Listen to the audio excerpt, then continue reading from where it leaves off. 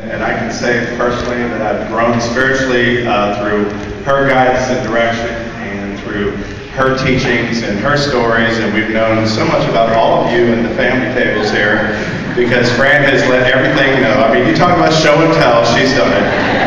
Especially you, Bob. It's a good thing you were at another church all those Sundays. We know more about you than you know about you.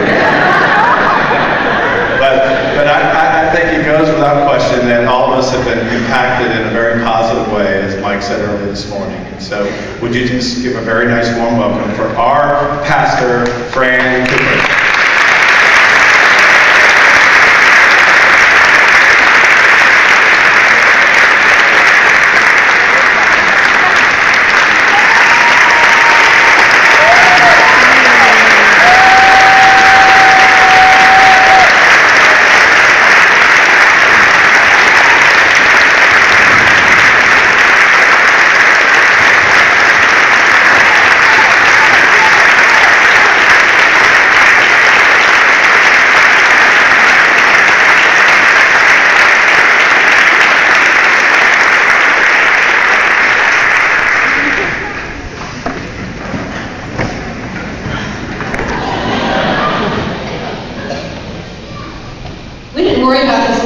Much in the middle services and the last service, the contemporary services, but for those of you who don't understand the dork thing,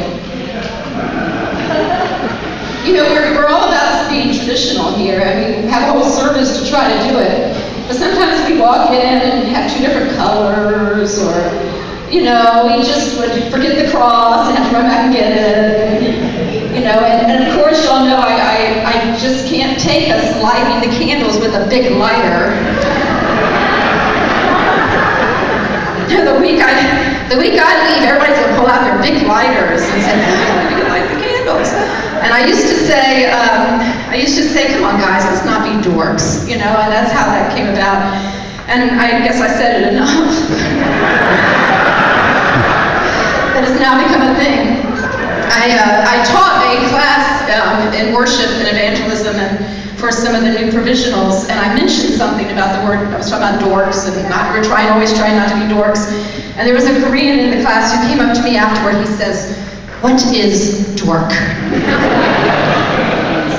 you know, I have all these slang, these things I say.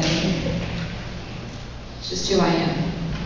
So we've talked about what you received from me, but as I think about this day, I think about all the things I've received from you. And, well, Mary Beth grew up here.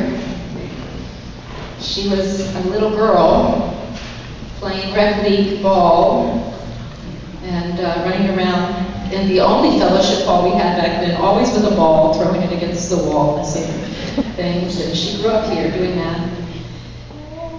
Monica and Jean were married here. Little Charlotte was baptized here. You're the kind of place that will be a light to them and to Charlotte when she goes to preschool here as a 2-year-old this coming fall. This is the kind of place where your niece can get a calling into the ministry.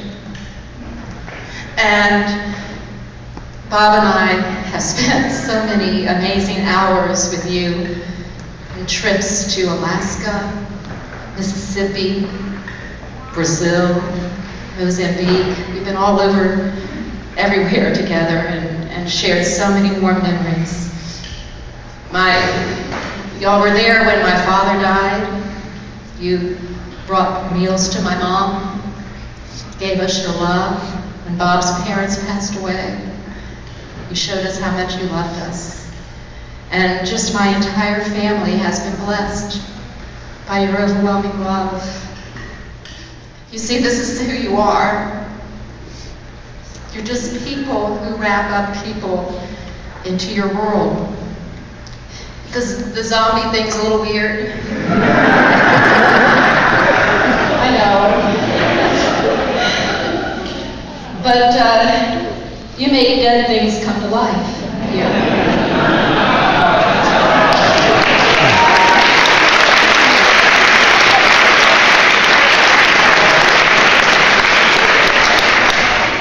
So don't ever forget that. That's your job. And wherever there's a little place where there's some sadness or needs a little bit of new life, that's what your job is, and that's who you are, and you're just going to keep doing it and doing it and doing it into the future. So we miss you already, and we love you dearly, and I just want to tell you that you are an amazing body of Christ, and thank you.